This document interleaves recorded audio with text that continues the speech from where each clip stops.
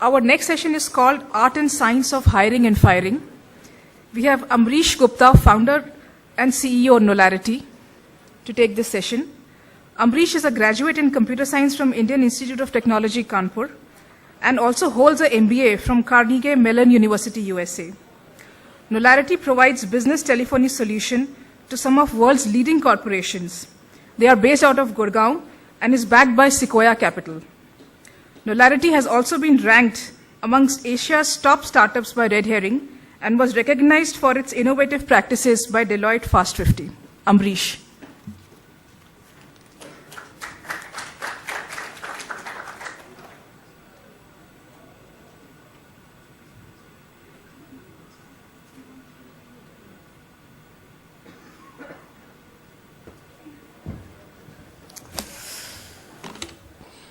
Hello, everyone. As was mentioned, I'm Amrish Gupta, founder and CEO of Knowlarity Communications. We are a 4.5-year-old company. So I'm going to speak about art and science of hiring and firing. I think it's a very broad topic, very, very broad topic, and 4.5 years is a very small time to be able to learn the art and science of hiring and firing. But I'll share my experience nevertheless. I think it may be very relevant for many of the people here because we have gone through the stages of building up the company. 4.5 years back, we started the company. We were 2 people. Currently, we are 430 people, out of which 200 are hired in last 3-4 months time period. So we've definitely gone through the stages of hiring and firing. I think I was looking at the employee sheet. We have fired close to 300 people in the company in the last 4.5 years. So we've gone through those experiences. Very quickly about me, adding to what has already been told. I'm IIT Kanpur computer science graduate, 2000 batch. Then traveled around, lived in Europe, Australia, and then in Silicon Valley. Went to Carnegie Mellon University as an MBA graduate. Came out and started doing consulting, strategy consulting with McKinsey & Company in US for large bank and insurance companies. And 2009 decided to come back to India, seeing all this consumer telephony revolution had happened in India. Everybody had phone. And I thought if the consumers have phone, they are going to call businesses. And the business needs some kind of hosted IVR or some kind of business telephony. So this market is about to be created, which has already been created in the rest of the world. So I should go there and try to see if I can capture this opportunity, and that is where Knowlarity got started. It's currently literally more than 7,000 customers, SMB and large enterprises such as Pepsi, P&G, and Coke using our services. We acquire 500 customers every month, and we are expanding out of India, especially APAC and MENA region. Now, all of this would not have been possible without people. And as all of you know, the people are, talent is the bottleneck really in the growth of a company. It's not capital, it's not an opportunity. We are a billion plus people country. It's very, very ironically, the problem is talent, whether it be technology, whether it be sales, whether it be marketing, whether we are talking about individual performers or whether we are talking about managers. We struggle through that problem very, very hard. Having the word standard I had when I worked in Valley and in McKinsey, come back, went through the whole experience of trying to learn how to hire people. And I'm going to talk about hiring, firing, retention. And then a fourth thing that I'm going to talk about is what to do with those people who were relevant in the early stages of the company but become irrelevant or not such a good match as the company becomes, because these are 4 topics I'm going to talk about. Going to take around 10 to 15 minutes time period, and then I'll open it for Q&A. So we'll have around 10 to 15 minutes for Q&A as well. Okay. So coming back to hiring. So I think hiring requirement for us, our experience has been, and I'm going to talk about more of our experience than theory. So we started as an early stage, idea stage company, and then we become around 10 people seed company, and then we went through Series A investment with Sequoia, and then Series B investment, growing from 10 to 50 to 200 to 400 people company. And at every stage, I felt that the need of the hiring, the kind of people that you hire, is very different. When we were early stage in the organization, we hire what we call journalists. So anytime we hire people, we evaluate them for skill, will, and integrity. So how strong their skill set is for a particular job that we are hiring them, how motivated they are to do this job, and can I trust this person with $1 million to carry home $1 million, or let's say my kid. So integrity, these are three very important things that we try to evaluate. And there's various ways we try to evaluate, and there's a various success rate of evaluation mechanism. But these are the three things that we evaluate. And what we realized that in the early stage, when we were hiring, in the seed stage, skill was least important. What was most important was the will, the motivation for the person to work. So we ended up hiring people who had no experience of sales. We ended up hiring people with no experience of operations and marketing, just because they wanted to work and they looked intelligent enough. We also had experience of hiring people who had very strong skill, but maybe not such a strong motivation, and we learned that it didn't work as we go through the journey. And the reason is, in the seed stage, when you're early stage, if some of the entrepreneurs who are running early stage companies, what you realize is things change dramatically. You may bring a marketing person, but that person may also have to do sales. You may bring a salesperson, that person may also have to go and do pre-sale work. If you are going to hire for a person who is very strong in a particular skill set, it's going to be difficult for you to go and find out a person who is also very motivated. Right? So of course you're going to compensate for the motivation part of things. So if you are hiring early stage, hire for the motivation, or what many people talk about is fire in the belly. And the way to evaluate whether the person is actually motivated is not pay them enough. Pay them less. So in the beginning, when we used to hire, we used to give people pay cut and make very large variable. We used to at most give them the same salary that they were getting earlier, not more than that. We used to give them ESOPs. So bundle performance, give them less, and it would make our hiring even more difficult. There's a no-name company coming, right, and trying to hire people and telling them that this is the way we hire and we are not going to pay you enough. But I think we dodged a lot of bullets because of this. A bad hire wastes 6 months of your time. It can kill your company. So you might as well wait a little bit and just talk with more people and hire somebody who's deeply motivated to join the company. So hire for will in the early stages. As the time progresses, and the way to hire is, one is, of course, not pay them enough. The second is hire through references, through a network, because then you know the person very well. There's a trust involved. And the person hopefully will jump through the hoop and take a lower pay or the same pay and come and join you just for the upside. And it really worked out for us. As things progress, as you go from 5 people, 10 people company, however, to 50 people company, where there is a sales guy and there's a pre-sales guy, there's a marketing guy, and people are doing their job, this thing starts shifting. Your skill becomes important. Increasingly more important, while will is not, at all not important, but skill starts becoming more important, because you cannot, earlier, while a year or two back, you allowed people to kind of experiment, fail, and learn on the job. The company has gotten bigger. You cannot wait for them. Company cannot have them keep on making mistakes and learn on the job. So skills become important, but it's progressively becoming important. I think at the Series B level that we are at, I think skill has become very, very important. We still don't pay people too much hike when they come and join us. Have them bundle their compensation, a large amount of that in variable, but we look for skills. In last 4 years, as we build up the company, I have out of 300 people who have left the company, I think 2 or 3 are the ones who we let go because of skills reason. And that was like most painful decision that I ever made.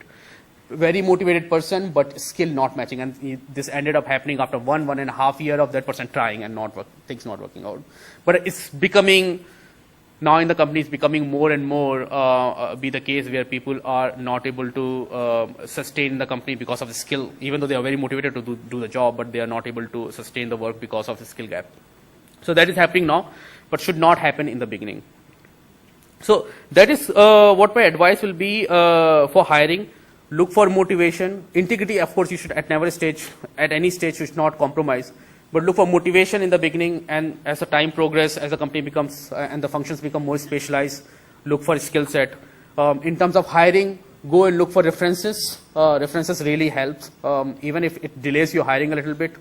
And if references are not working, if you have to go and hire the person, have the person not take up the exam and tell you what he knows and what skill set he possesses. Have him do the job. That has really worked for us.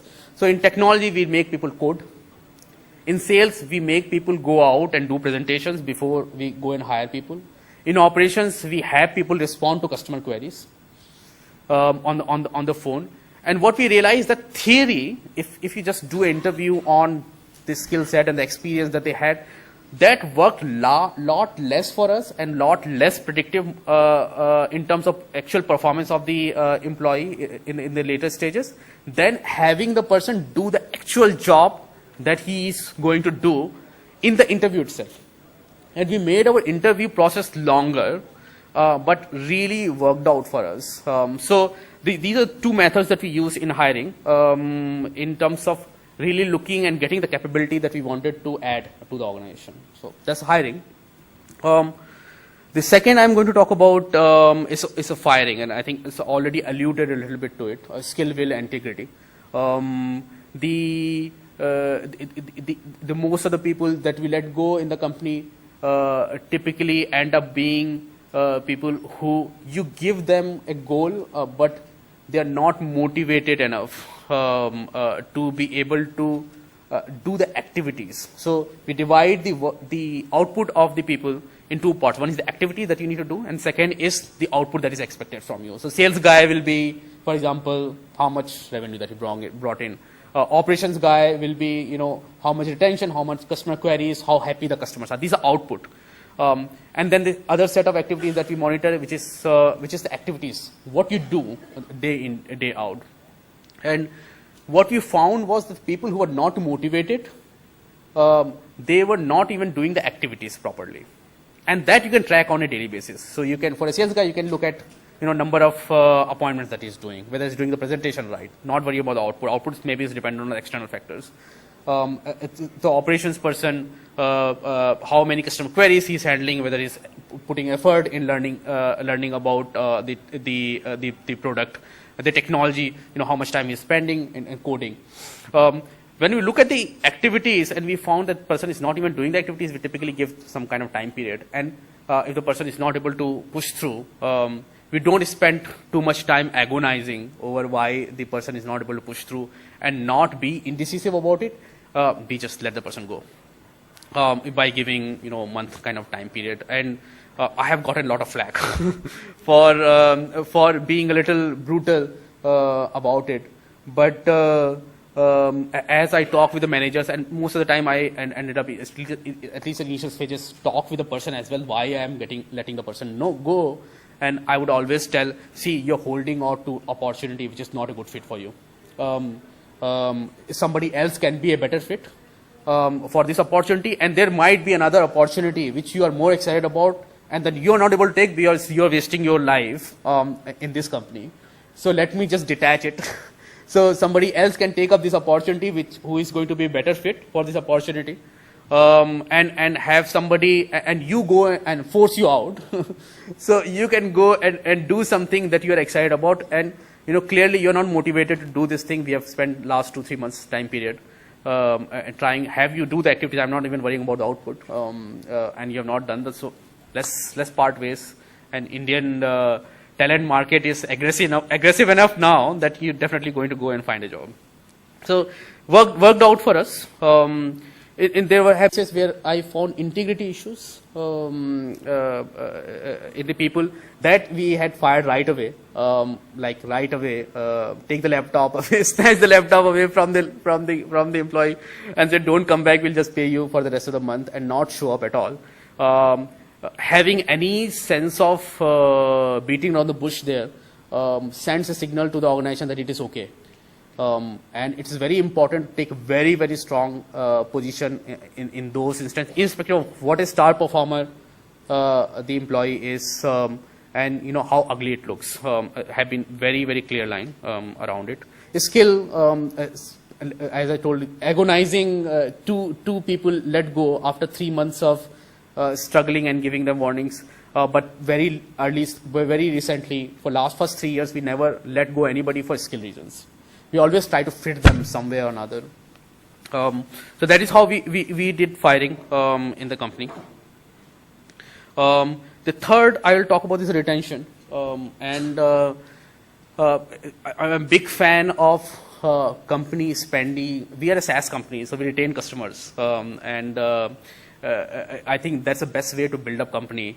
And I feel that the best way to build up an organization is it's very difficult to get good people. And once you get them, it's really, really stupid if you're going to go and lose them for silly reasons. So we spend a lot of time in trying to understand how to retain a good talent. And there were various theories around it. If I look at it kind of a little bit more abstract point of view, it's basically overlap between personal goal of a person and professional goal of the organization. And if there's a good overlap, that the person you can retain. If there's not good overlap, it is not going to work out. So we go through the explicit exercise in the company for every employee, find out what is the personal goal of this person in 5 years, 3 years, 1 year time period. And those personal goals can be various things. Some people are motivated by money. Some people are motivated by fame. Some people are motivated by the peer recognition. Some people are motivated by the loyalty. There's various motivation reason that the people have. So our HR goes and tries to find out what is the real reason. What is that makes the person happy from attitude point of view. And then second is the professional growth. What is the professional growth he's looking at? Does he want to become a manager? Does he want to become a kick-ass individual performer? Does he want to maybe switch? Maybe he's in operations, he wants to go to sales. So we go and work hard for everybody who is high performer in 1 to 5 rating, everybody who's 4s and 5, on what is that they want. And then we bend over backward. We become very flexible to move them around the organization, to fit them in the role where there's a better overlap. And that has worked out. Surprisingly, money is not such a large motivation for very, very large number of people. It's independence, it's a respect in the organization, it's a peer recognition, it's feeling that they're respected, it's learning career advancement, learning new things. It's working with a good manager, not a bad manager. It's a flexibility. So a lot of these things are far more important than money that we found. Actually, we found that people for whom the money is very important, other than everything else, they don't stay very long.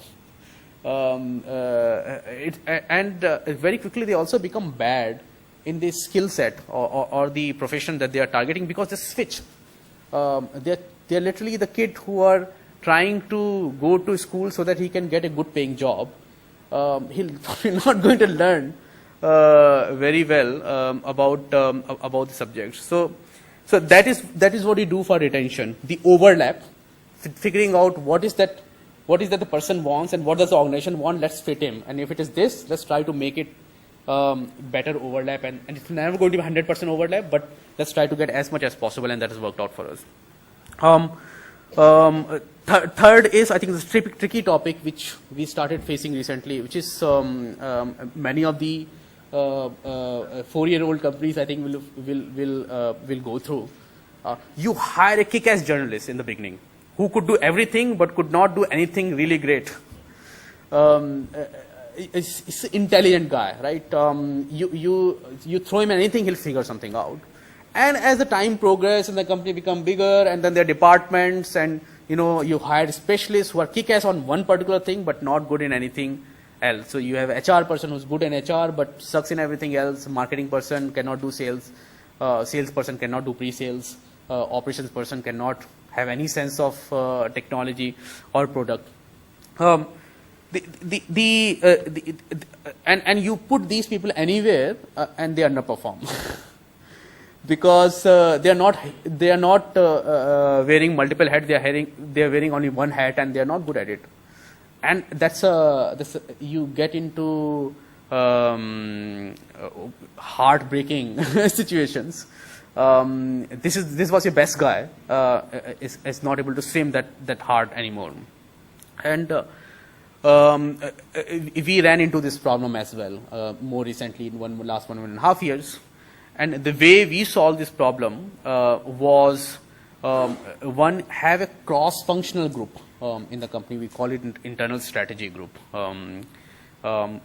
Colloquially in the company is called chewing gum group. The chewing gum group is anytime anything breaks in any part of the company, we take somebody out from ISG, internal strategy group, and come from my consulting background and put them there.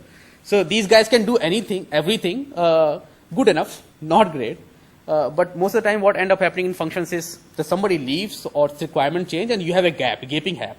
And it's like literally blood is coming out. You need some way to stop the blood flow. So you take this chewing gum guy and snap him here. And that really worked out for us. And here these guys, right, who has been really good for the company all along, and they know about the company, all the functions, and incredibly useful and buys me time so that when we go and hire a person, we hire a really good person and not make a silly mistake of hiring anybody that comes our way. So that is one place that we have been able to use these people. The second is new opportunities, new growth opportunities. As we go into international market, we take these people, old people, and say, you know what, it's literally Knowlarity Philippines now. Go and you have to do sales, marketing, operations, everything there. And we just send them in the new opportunities places. So that is where we end up really using. So the organization, the way it is moving is that there's a top which is kind of fluid and soft. It's made of people who are journalists, who are many of them very old people who can do everything but cannot do anything good enough. Or maybe not bad enough, do a reasonably good job. And then the back of the organization, which is kind of more structured and has already been, they're doing the same thing again and again, and the product line is developed, and they have a lot of visibility. That is being made of specialist kind of people. And if there's any gaping holes, we put ISG guys there. That is how we are using the old people. We have had 4.5 years of experience. Before I started Knowlarity, I have never been manager. I've been consultant. I advise the CEOs of Fortune 50 companies which direction they should take their company, but never been a people manager, which is very different skill set than being a CEO, I believe. So I have learned all of these things, not by reading in a book, but by making mistakes and just using trial and error and actually talking to a whole bunch of people who have 15, 20 years of experience. So that is my learning. I think it's not perfect. As I grow, I'm going to learn more. Maybe 2 years down the line, I can go and share more learnings. But this is what I have. If you guys have any questions, please shoot.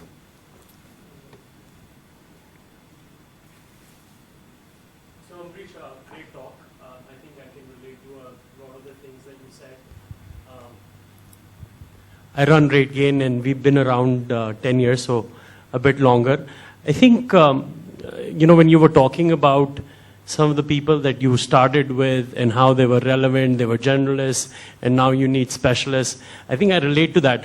Have you encountered a situation where, some people were relevant, continue to be relevant, but as the company is growing, you cannot continue to grow them just because you have outgrown as a company? And how do you handle those situations? Because, we're a fast growing company, and, every year we're giving decent amount raises and we pay our people very well. But given the skill set of these people, because they're not growing as much, how do you communicate to them that you still need them? And you need them to perform the role that they're performing, but because they haven't kept up, have you faced a challenge like that, and how have you handled that? Because that's something that we are going through, given we've been around for some time now? No, we face this challenge, and in some of the cases, the people have taken, if they have not grown, they have taken slower growth path for themselves, both financially and professionally. So we ended up having conversation with them about what is important for them in life, and whether if they are not professionally growing, it's of course the job is not going to be as rewarding financially and from professional growth point of view. And some people understood, so we retained those people. Some people did not understand, and they say, I have spent 3 years in this company, and this company has grown this far. How come I have not grown? And I tell them, well, you have not grown personally or professionally, so how can I give you more responsibility? And some of them left. Unfortunately, that is what it is. So we have had both. We tried very hard in both cases.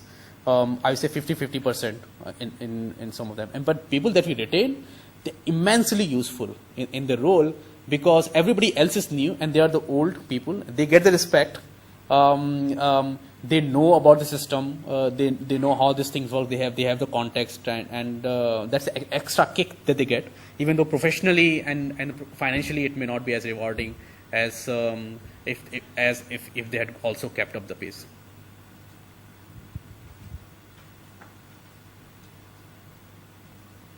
Any more questions?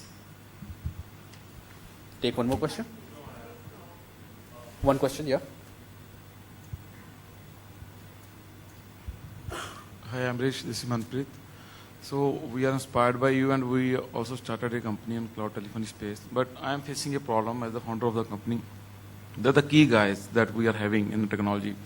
So as a startup, whenever we face, we have some growth, financial growth, the key guys who are the product managers, right? So the key guys who are the product managers, and when the company starts to grow financially, they try to use this, situation for their financial betterments. Sometimes we face the pressure from our employees that the company is growing now, the customer base is growing, so we need the growth. So as a startup, I'm a little bit confused how to retain key guys and, and at the same time not them allow to misuse our financial situation. You mean the key guy is somebody who's the equity holder in the company? No, not the equity holder, but the key guys who's the product manager who knows the technology, and he knows that we are dependent on him and we don't have any backup. So what to do? Because as a startup we cannot hire 10 guys, right? We have 5 guys, 6 guys, and we cannot have backup of everybody, right? So how to handle this? No, there's no clear answer to this question. I face less of the problem myself because I have a computer science degree, so I coded actually as well in the initial set of software, and can also do sales or operations. Actually did everything. So the way I ended up solving was that if you don't do it, I'll do it, and I can. I know this problem is faced by many times by the startup companies. I have seen things breaking when the key guy really understand that you don't have a substitute. There's no answer to it, right? You have to work, hopefully grow the business, and find a B person who can come and create a fallback option until that grin and bear. I think that is the only solution if you do not know this yourself. One thing that I've seen some of the guys do is try to build up a consulting kind of network, a kind of people, 1 or 2 consultants who in case of something going terribly wrong, at least keep this website up and the product kind of in current state and not start falling back or totally get destroyed by falling back on the consultant. But that is additional expense, that kind of insurance kind of you have to buy. So it just comes down to what the traction in the companies and how much money you have. Okay, well, thank you so much. And I can take this question offline, outside. Thank you so much for the opportunity. And thank you, Naskar. I'll request Shruti to hand over a token of appreciation to Amrish. Thank you, Amrish. We now